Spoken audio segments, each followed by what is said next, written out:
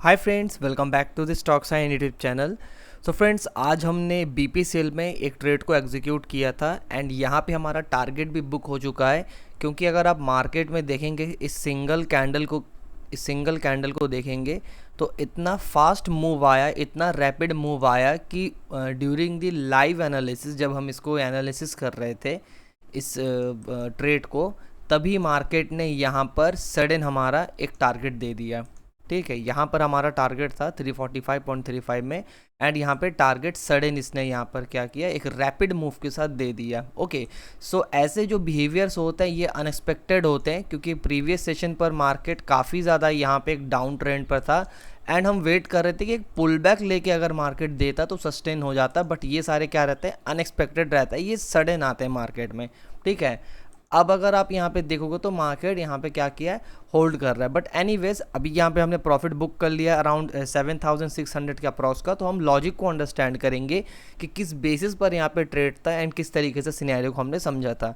तो अगर आप मॉर्निंग में देखेंगे तो टेलीग्राम पे हमने अपडेट किया था बीपीसीएल को कि इस लेवल पर काफ़ी important zone market previous session पर क्रिएट किया था, क्योंकि मल्टीपल अटेम्प्ट करके मार्केट ऊपर यहाँ पे जा रहा था, बट सडन यहाँ से ब्रेक करके नीचे आ गया, विच मीन्स कि ये जोन हमारे लिए बहुत इंपॉर्टेंट है। ओके, ये सारे जोन को हम मेजर टाइम फ्रेम में एनालिसिस करते हैं एंड स्मॉल टाइम फ्रेम में इसको वेरीफाई भी करते हैं, but major time frame important होता है, जो कि हम हर एक वीडियो में आप सभी के साथ डिस्कस भी करते हैं।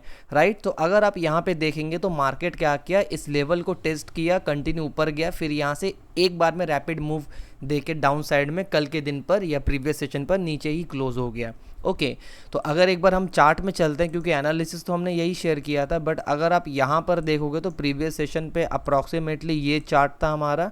ठीक है, एंड यहाँ पर आज मार्केट क्या हुआ कि जो प्रीवियस यहाँ पे क्लोजिंग था, प्रीवियस सेशन का क्लोजिंग था, मार्केट यहाँ से क्या किया, गैप अप ओपन दिया एंड यहाँ से नीचे आया, कंटिन्यू ओपनिंग रेंज पर साइडवेज मार्केट था।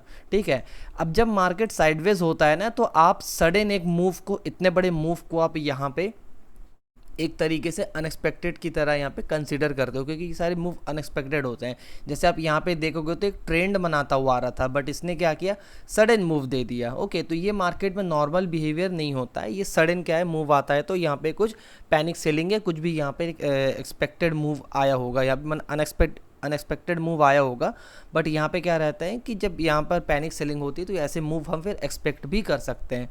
राइट, तो यहाँ पर क्या हुआ है कि मार्केट कंटिन्यू ओपनिंग रेंज के अंदर स्विंग बना रहा था एंड आप देखेंगे तो मार्केट एक तरीके से डाउन ट्रेंड पर स्लो एंड स्टडी चल रहा था। अभी अगर आप मार्केट को थोड़ा सा और अंडरस्टैंड करोगे तो आप क्या देख पाओगे कि ये भी प्रीवियस सेशन का क्लोजिंग के आसपास एक सपोर्ट की तरह बिहेव कर रहा था। राइट, तो मार्केट जब यहाँ से हाई बनाया, फिर यहाँ से लो बनाया, फिर हाई बनाने की कोशिश किया। अभी अगर आप यहाँ पे देखोगे, थोड़ा सा इसको अंडरस्टैंड करेंगे तो हम क्या देख पाएंगे कि बैक टू बैक आप मॉर्निंग के कैंडल से देखिए तो यहाँ पर क्या है, एक कैंडल है, ये भी एक कैंडल है, ये भी एक कैंडल है। अब यहाँ पे मार्केट कंटिन्यू हाई तो जा रहा है, मतलब यहाँ पे हायर लो का क्रिएशन कर रहा है, बट मार्केट में क्या है, रिजेक्शंस भी कंटिन्यू आ रहा है। जब भी मार्केट लो बना रहा है तो एक रिजेक्शन के साथ बना रहा है। ठीक है, विच मीन्स कि यहाँ पर बाइंग डोमिनेशन दिख रहा है, बट मेजर टाइम फ्रेम में, क्यों हम मेजर टाइम फ्रेम एनालिसिस करते हैं, ये इंपॉर्टेंट होता है, क्योंकि मेजर टाइम फ्रेम में हमें क्लियर मार्केट का ट्रेंड समझ में आता है, मार्केट का क्या बिहेवियर है ये समझ में आता है।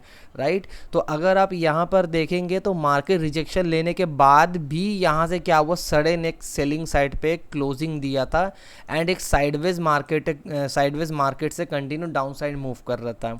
राइट, तो यहाँ कहीं पे हमने क्या किया था, एक शॉर्टिंग पोजीशन क्रिएट किया था, क्योंकि रिजेक्शन के बाद भी लेवल पर क्लोज होना मार्केट में क्या होता है कि डोमिनेशन का फेज़ यहाँ पे स्टार्ट होगा या फिर आने वाले टाइम पे स्टार्ट होगा, ये मार्केट शोकास्ट करता है। सेकेंड कन्फर्मेशन हमारा यहाँ पे क्या था कि मार्केट को अगर आप यहाँ पे देखोगे तो कंटिन्यू मार्केट क्या कर रहा है कि एक डाउनफॉल पर है। ठीक है, मार्केट डाउन साइड पे मूव कर रहा है।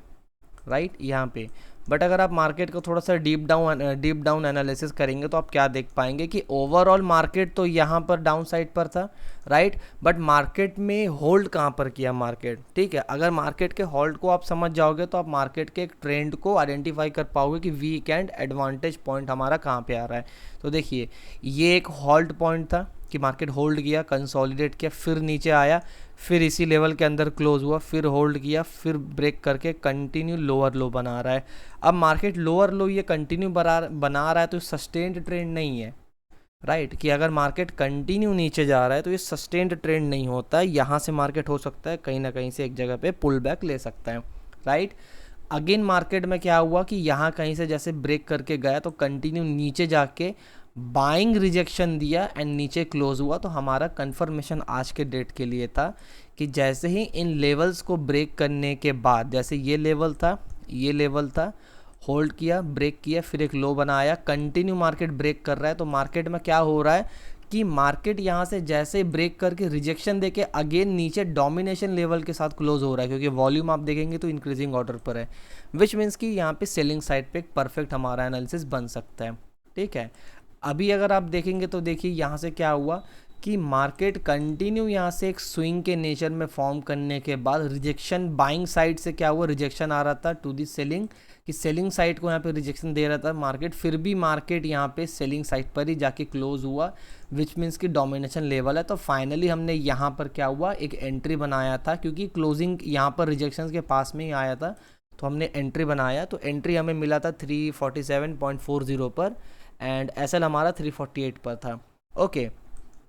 एंड यहाँ पर अगर आप देखेंगे 345.35 में हमारा क्या था, टारगेट था अराउंड 1:3.42 के अप्रॉक्स का रिस्क एंड रिवॉर्ड अचीव हुआ है।